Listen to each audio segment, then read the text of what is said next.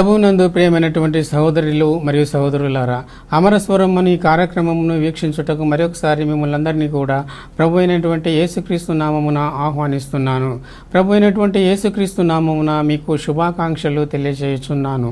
ముందు మాట, ఉదయమైనప్పుడు యూదులు కట్టుకట్టి తాము పౌలును చంపువరకు అన్నపానములు పుచ్చుకొనమని ఒట్టుపెట్టుకునిరి. ఈ కుట్రలో చేరినవారు 40 మంది కంటే ఎక్కువ. వారు ప్రధానయాజకుల యొద్దకును పెద్దల యొద్దకును వచ్చి, మేము పౌలును చంపువరకు ఏమీ రుచి చూడమని గట్టిగా ఒట్టుపెట్టుకునియున్నాము. అతడు దగ్గరకు రాకమునుపే మేమతని చంపుటకు సిద్ధపడియున్నామని చెప్పిరి. అపోస్తలుల కార్యములు 23:12-15 వచనాలు. వాక్య పఠనము. మత్తయి వ్రాసిన సువార్త 14వ అధ్యాయము 27వ వచనమును చదువుకునేదము. మత్తయి వ్రాసిన సువార్త 14వ అధ్యాయము 27వ వచనము. వెంటనే యేసు, ధైర్యము తెచ్చుకొనుడి, నేనే, భయపడకుడని వారితో చెప్పెను. ప్రభు అయినటువంటి యేసుక్రీస్తు చెప్పిన ఈ మాటను ఆధారము చేసుకొని నేనే, భయపడకుడి అనే అంశాన్ని గురించి మనము ధ్యానము చేసుకునేదము. నేటి ధ్యానాంశము నేనే, భయపడకుడి. యేసు ప్రభు తానే చెబుతూ ఉన్నాడు, నేనే నేనే అని ఆయన చెబుతున్నట్లుగా మనం చూస్తున్నాము. కాబట్టి నేను ఉన్నాను కాబట్టి మీరు భయపడకుడి అని ప్రభు చెబుతున్నట్లుగా మనము చూస్తున్నాం. ఎటువంటి సందర్భంలోనైనా సరే ప్రభు అయినటువంటి యేసుక్రీస్తు మనతో కూడా ఉంటే మనము భయపడవలసినటువంటి అవసరము లేదు.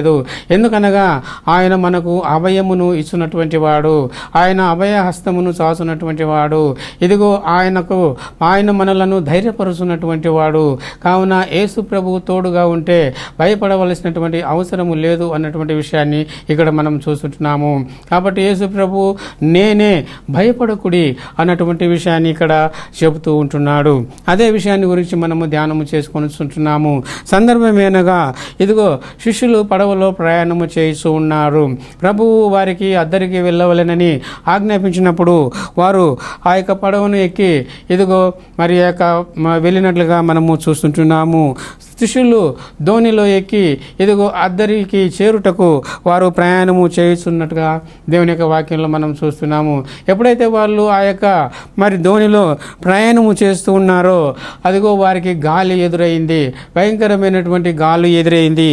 ఆ గాలికి ఆ యొక్క ఓడ, ఆ యొక్క పడవ అలల వలన కొట్టబడినట్లుగా మనము చూస్తుంటున్నాము. అప్పుడు రాత్రి జాముగా ఉన్నట్లుగా మనం చూస్తున్నాము. రాత్రి 4వ జామునందు మరి సముద్రము పైన మరి గొప్ప అలలు కొట్టినందువలన ఇదిగో ఆ యొక్క పడవకు ప్రమాదము వచ్చినది. ఆ పడవలో ప్రయాణిస్తున్నటువంటి వారికి ప్రమాదము ఏర్పడినట్లుగా మనము చూస్తున్నాము. అయితే ఆ సందర్భంలో ప్రభువు సముద్రం మీద నడుచుకుంటూ వారి పడవ యొద్దకు వచ్చి ఉంటున్నాడు. ఆ విధముగా వస్తున్నటువంటి ఆ యొక్క ప్రభువును చూసినటువంటి వారు ఇదిగో వారు భూతమని తరలించి మరి భయపడినారు. భూతమని తరలించి భయపడి వారు బిగ్గరగా కేకలు వేసినట్లుగా మనము చూస్తుంటున్నాము. ఆ విధముగా వారు భయపడి కేకలు వేసినప్పుడు ప్రభువు ఏమంటున్నాడంటే ఇదిగో ధైర్యము తెచ్చుకొనుడి, నేనే, భయపడకుడి అని వారితో చెప్పినట్లుగా మనము చూస్తుంటున్నాము. కాబట్టి ఇక్కడ ప్రభు ప్రాణాపాయంలో ఉన్న వారికి అభయహస్తమును చాచినటువంటి వాడుగా మనకు కనబడుచున్నాడు.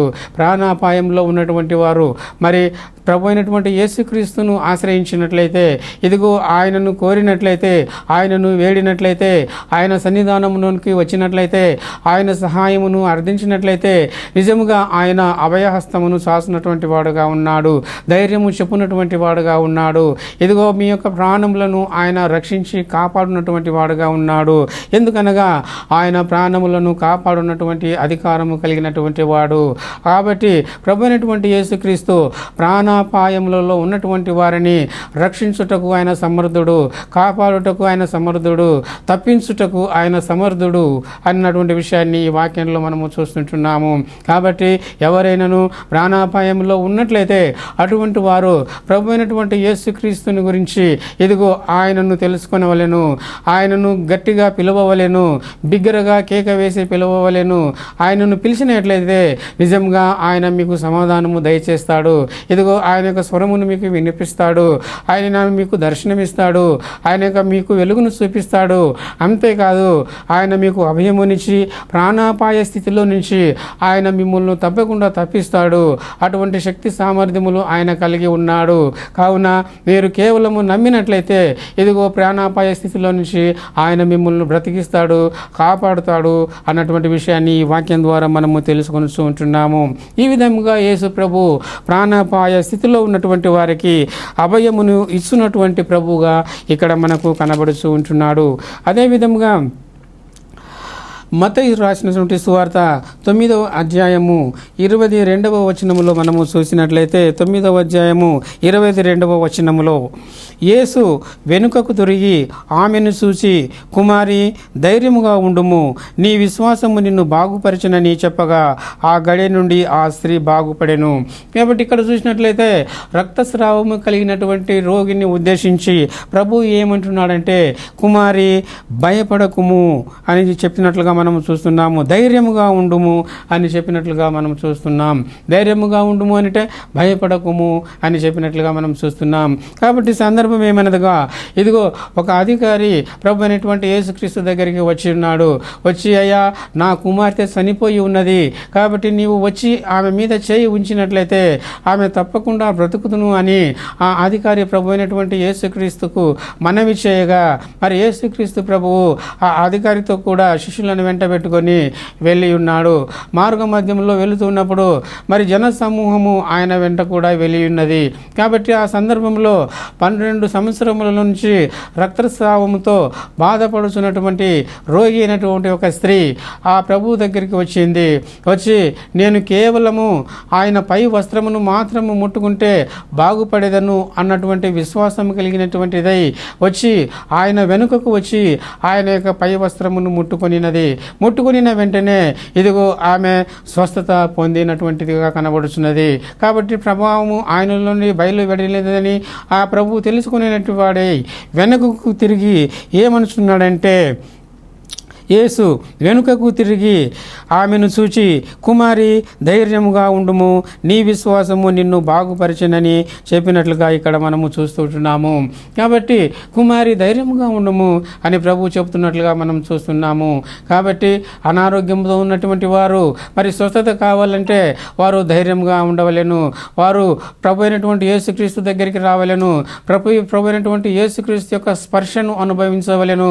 ప్రభు అయినటువంటి యేసుక్రీస్తు దగ్గరికి వచ్చి ఇదిగో ఆయనను ముట్టవలెను. ఆత్మ సంబంధముగా ఇదిగో తమ హృదయాలలో ఆయనను ముట్టవలెను. ఆయనను తమ యొక్క హృదయాలలో చేర్చుకునవలెను. ఆ విధముగా చేర్చుకున్నట్లయితే, ఆ విధముగా ఆత్మతో ఆయనను స్పర్శించినట్లయితే ఇదిగో 12 సంవత్సరముల నుంచి రక్తస్రావంతో బాధపడినటువంటి ఆ యొక్క రోగి, ఆ యొక్క స్త్రీ ఏ విధముగా అయితే స్వస్థత నొందినదో అదే విధముగా మీకు కూడా స్వస్థత కలుగుతుంది. ఎందుకనగా ప్రభు అయినటువంటి యేసుక్రీస్తు స్వస్థపరుచున్నటువంటి వాడు, ఆయన స్వస్థపరుచున్నటువంటి అధికారం గలవాడు. సమస్త రోగములపైన ఆయన అధికారం కలిగినటువంటి ప్రభువుగా కనబడుచుంటున్నాడు. కాబట్టి అందువలనే ఈ రక్తస్రావము రోగముతో బాధపడుతున్నటువంటి ఆ యొక్క స్త్రీ యేసు ప్రభు యొక్క పై వస్త్రమును ముట్టగానే ఆమె స్వస్థపడినట్లుగా మనము చూస్తుంటున్నాము. తరువాత ఆమె వైపు చూచి, కుమారి ధైర్యంగా ఉండుమని ఆమెకు అభయమును చెప్పినట్లుగా మనం చూస్తున్నాము. ఇక్కడ మన ప్రభు అయినటువంటి యేసుక్రీస్తు రోగులకు అభయహస్తమును చాసునటువంటి వాడుగా మనము చూస్తుంటున్నాము. రక్తస్రావ రోగికి యేసు ప్రభువు అభయమును చెప్పినట్లుగా మనం చూస్తున్నాము. ఆయన ఇంకా ఏమంటున్నాడు, భయపడకుము అని చెప్పినటువంటి ప్రభువు నీ విశ్వాసమే నిన్ను స్వస్థపరచును అని ప్రభువు చెప్తున్నట్లుగా మనం చూస్తున్నాము. కాబట్టి అనారోగ్యంతో ఉన్నటువంటి వారు స్వస్థతను పొందవలెనంటే యేసు ప్రభువు స్వస్థపరుస్తాడు అన్నటువంటి విషయాన్ని నమ్మవలెను. ఆయన యొక్క శక్తిని నమ్మవలెను. ఆయన యొక్క ప్రభావమును నమ్మవలెను. ఆయన యొక్క రక్తమును ఆశ్రయించవలెను. ఆయన యొక్క గాయములను ఆశ్రయించవలెను. ఆ విధంగా ఆశ్రయించినట్లయితే ఆయన పొందిన గాయముల వలన స్వస్థత కలుగుతుంది. ఆయన చిందించినటువంటి రక్తము వలన స్వస్థత కలుగుతుంది. ఇదిగో ఆయన సన్నిధానంలోనికి వచ్చుట వలన స్వస్థత కలుగుతుంది. అంతేకాదు ఆయన యందు విశ్వాసం ఉంచుట వలన ఆయనకు స్వస్థత కలుగుతుంది అన్నటువంటి విషయాన్ని ఈ యొక్క విషయంలో మనము గమనిస్తూ ఉంటున్నాము. కాబట్టి రోగములతో బాధపడుతున్నటువంటి వారు నిశ్చయముగా నిస్సంశయముగా ప్రభు అయినటువంటి అయినటువంటి యేసుక్రీస్తు దగ్గరికి వచ్చినట్లయితే ఆయన నమ్మదగిన వాడు కాబట్టి, ఆయన శక్తివంతుడు కాబట్టి ఆయన నిన్ను స్వస్థపరుచున్నటువంటి విషయాన్ని నీవు గమనమునకు పెట్టుకొనవలెను. ఇంకా మనము దేవుని యొక్క వాక్యంలో మనం చూసినట్లయితే అదే మత్తయి రాసినటువంటి సువార్త 9వ అధ్యాయము 2వ వచనములో మనము గమనించినట్లయితే అక్కడ ఇదిగో జనులు పక్షవాయువుతో మంచము పట్టి ఉన్న ఒకని ఆయన యొద్దకు తీసుకుని వచ్చరి. యేసు వారి విశ్వాసము చూచి, కుమారుడా ధైర్యముగా ఉండుము, నీ పాపములు క్షమింపబడినవని పక్షవాయువు గల వారితో చెప్పాను అని మనం చూస్తుంటున్నాము. ఇక్కడ కూడా ప్రభు ఏమంటున్నాడంటే కుమారుడా ధైర్యముగా ఉండుము. అక్కడైతే కుమారి ధైర్యముగా ఉండుమని చెప్పి ఉన్నాడు. ఇక్కడ కుమారుడా ధైర్యముగా ఉండుమని చెప్తున్నట్లుగా మనం చూస్తున్నాము. కాబట్టి మన ప్రభు అయినటువంటి యేసుక్రీస్తు ధైర్యమును ఇచ్చినటువంటి యేసుక్రీస్తు, ధైర్యమును ఇచ్చినటువంటి ప్రభువు, అభయ హస్తమును చాచినటువంటి ప్రభువుగా మనము చూస్తూ ఉంటున్నాము. ఏ పరిస్థితులలో ఇదిగో ఇక్కడ ఈ పక్షవాతంతో ఈ రోగి బాధపడుతూ ఉంటున్నాడు. ఇతడు ఎన్ని రోజుల నుంచి బాధపడుతున్నాడో మనకైతే తెలియదు. అయితే ఇతడు పక్షవాయువుతో మంచము పట్టి ఉన్నాడు అని చెప్పేసి మనం చూస్తున్నాము. ఏ విధంగా కూడా అతడు మంచం పై నుంచి లేవలేనటువంటి స్థితిలో, నడవలేనటువంటి స్థితిలో, బలహీనమైనటువంటి స్థితిలో ఉంటున్నాడు. ఆ విధంగా ఉన్నటువంటి ఆ యొక్క పక్షవాయువుతో మంచము పట్టి ఉన్నటువంటి అతనిని మరి ప్రజలు ఏం తీసుకుని చేసినారంటే ప్రభు అయినటువంటి యేసుక్రీస్తు యొద్దకు అతనిని తీసుకుని వచ్చినారు. ఎందుకు తీసుకుని వచ్చినారు? వారిలో ఒక నమ్మకం ఉన్నది, వారిలో ఒక ఆశాభావము ఉన్నది, వారిలో ఒక నిరీక్షణ ఉన్నది. ఏమనగా ప్రభు అయినటువంటి యేసుక్రీస్తు దగ్గరికి ఈ యొక్క పక్షవాయువు రోగముతో బాధపడుతున్నటువంటి వ్యక్తిని తీసుకుని పోయిన ఎడల ఆయన నిశ్చయముగా ఇతనిని స్వస్థపరుచును అన్నటువంటి నమ్మకము వారిలో దృఢముగా ఉన్నందువలన వారు ప్రభు అయినటువంటి యేసుక్రీస్తు దగ్గరికి ఆ పక్షవాయువు రోగంతో బాధపడుతున్నటువంటి ఆ యొక్క వ్యక్తిని తీసుకొని వచ్చినట్లుగా ఇక్కడ మనము గమనిస్తూ ఉంటున్నాము.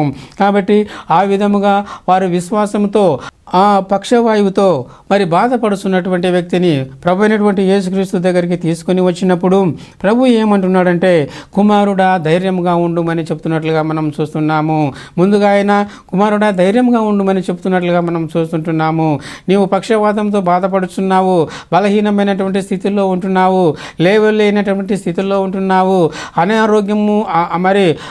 అనారోగ్య స్థితిలో ఉంటున్నావు. అయినను పర్వాలేదు, ధైర్యంగా ఉండుమని ప్రభు చెబుతున్నట్లుగా మనము చూస్తున్నాము. ఆ మాటలోనే ప్రభు ఆ యొక్క రోగిని స్వస్థపరచనయున్నాడు అన్నటువంటి విషయము మనకు బయలుపరచబడుతుంది.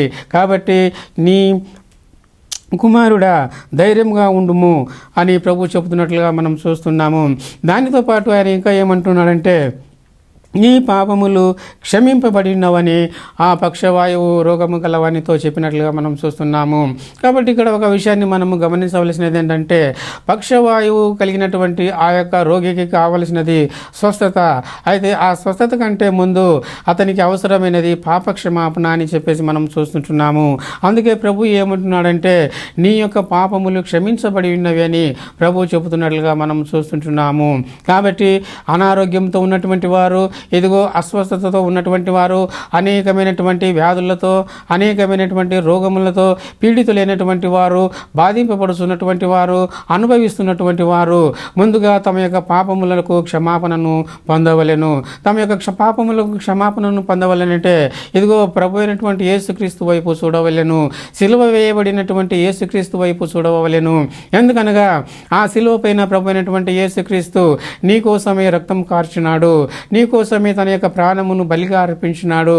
ఆ కావున ఆ ప్రభు అయినటువంటి యేసుక్రీస్తును, సిలువలో రక్తం కార్చినటువంటి యేసుక్రీస్తును మరి నీవు నమ్మినట్లయితే, ఆయన యొద్దకు వచ్చి నీ యొక్క పాపములన్నింటినీ కూడా ఆయన దగ్గర ఒప్పుకున్నట్లయితే ఆయన నమ్మదగినవాడు, ఆయన నీతిమంతుడు గనుక నీ పాపములను ఆయన తప్పకుండా క్షమిస్తాడు.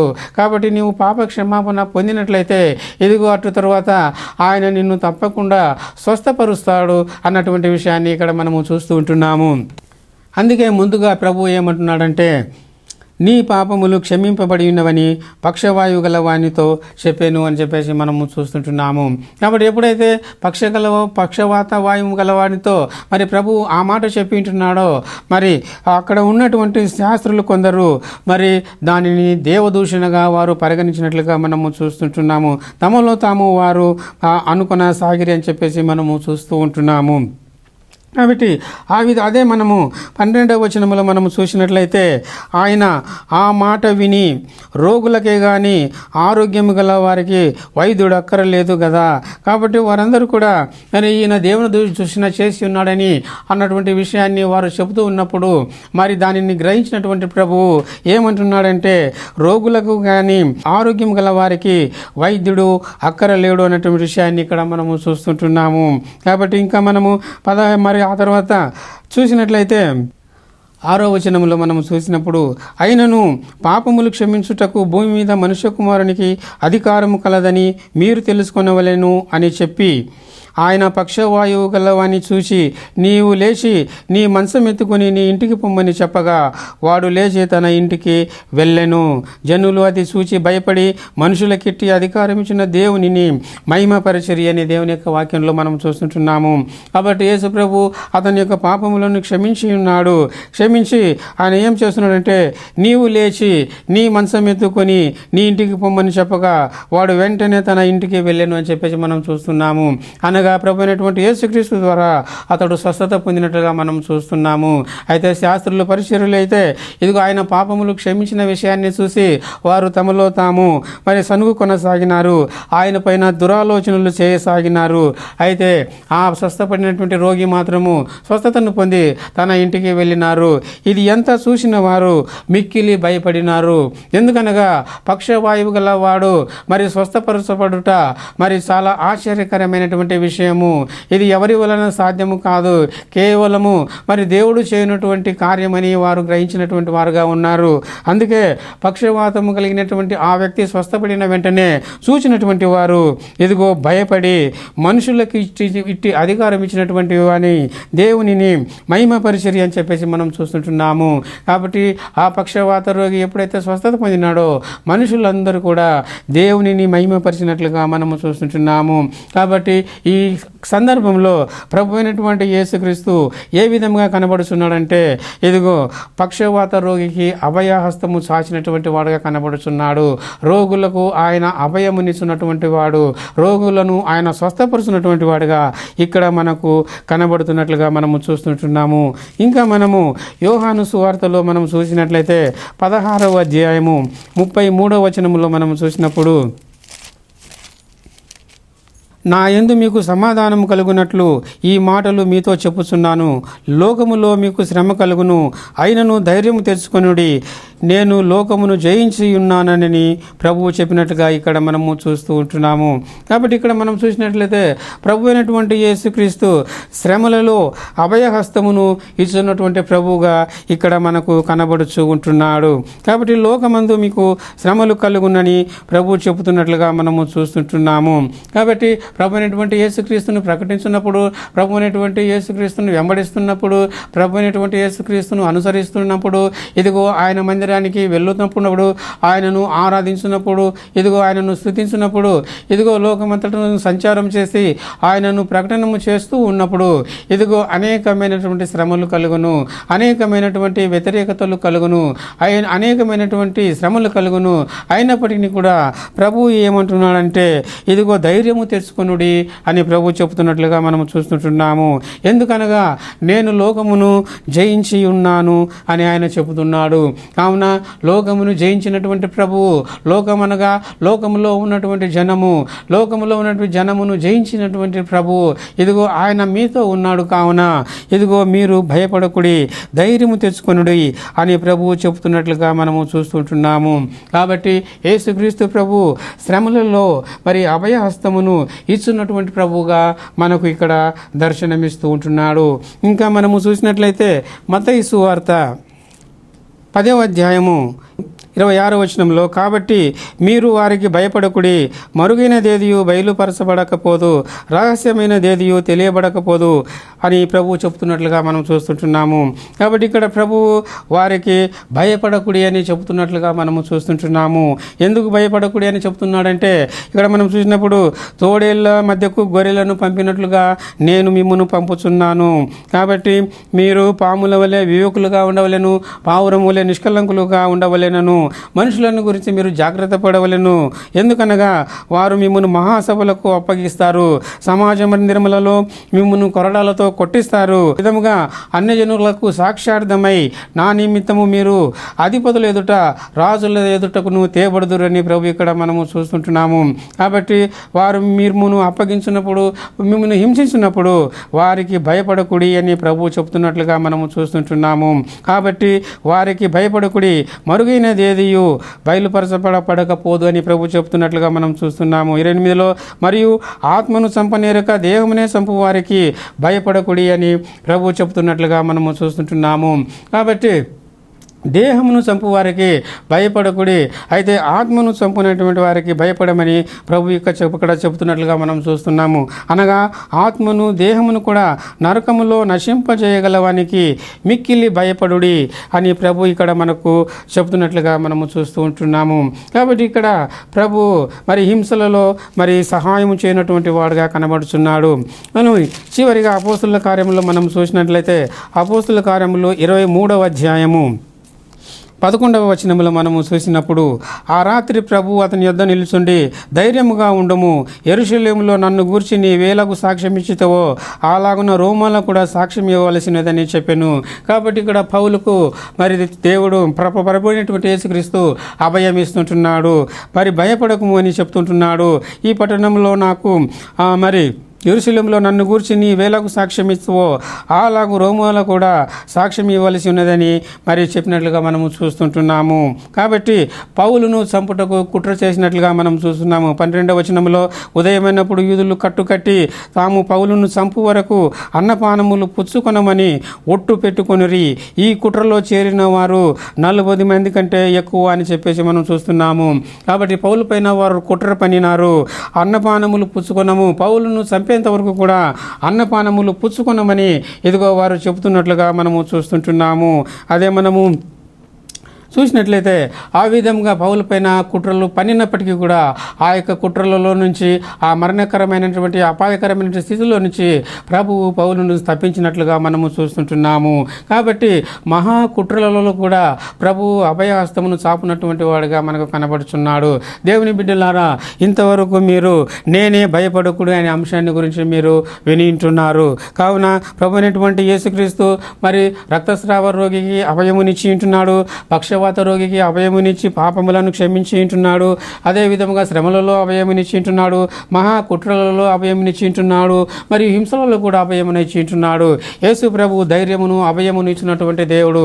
కాబట్టి ఈ రోజు నీవు ఏ పరిస్థితుల్లో ఉంటున్నావు? హింసల్లో ఉంటున్నావా? అపాయంలో ఉంటున్నావా? ప్రాణాపాయంలో ఉంటున్నావా? అనారోగ్యంతో ఉంటున్నావా? నిన్ను నీవు పరీక్షించుకో.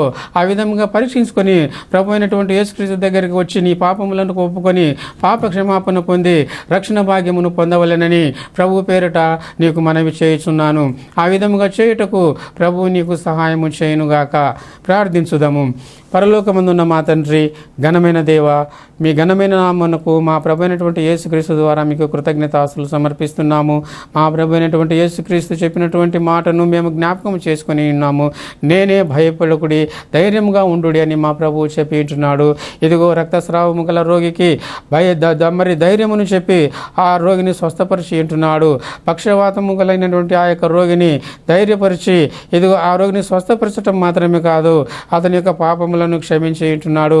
అదేవిధంగా పౌలును చంపవలెనని మనుషులు 40 మంది కుట్ర పని ఉండగా ఆ కుట్రలో నుంచి కూడా పౌలును మీరు తప్పించి ఉంటున్నారు. ఈ విధంగా ప్రాణాపాయంలోని, హింసలలోను, శ్రమలలోనూ మీరు నాయన ఆదుకున్నటువంటి వారుగాను, అభయహస్తమును సాచున్నటువంటి వారుగాను, ధైర్యమునిస్తున్నటువంటి వారును ఉన్నందులకై మీ నామమునకు కృతజ్ఞతాస్తులు సమర్పిస్తున్నాము. ఈ వాక్యం ఉన్నటువంటి వారు మరి నాయన ఇదిగో ధైర్యంగా ఉండి ఇదిగో మీ ద్వారా స్వస్థత పొందినట్లు, ప్రాణాపాయంలో నుంచి తప్పింపబడినట్లు, శ్రమలలో, నిందలలో, హింసలలో నాయన కాపాడబడినట్లు మీ కృప అనుగ్రహించమని ప్రాధేయపడుచున్నాను. తండ్రి, కృప చూపించండి, సహాయం చేయండి. మరి ఈ వాక్యం వినుస్తున్నటువంటి వారిలో ఎందరైతే అనారోగ్యంతో ఉన్నారో వారందరినీ కూడా ముట్టండి, స్వస్థపరచండి. ఇబ్బందులలో, సంకష్టములలో ఉన్నటువంటి వారిని జ్ఞాపకం చేసుకుంటున్నాను.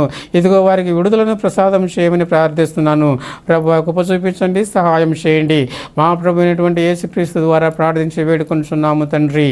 Amen, amen, amen.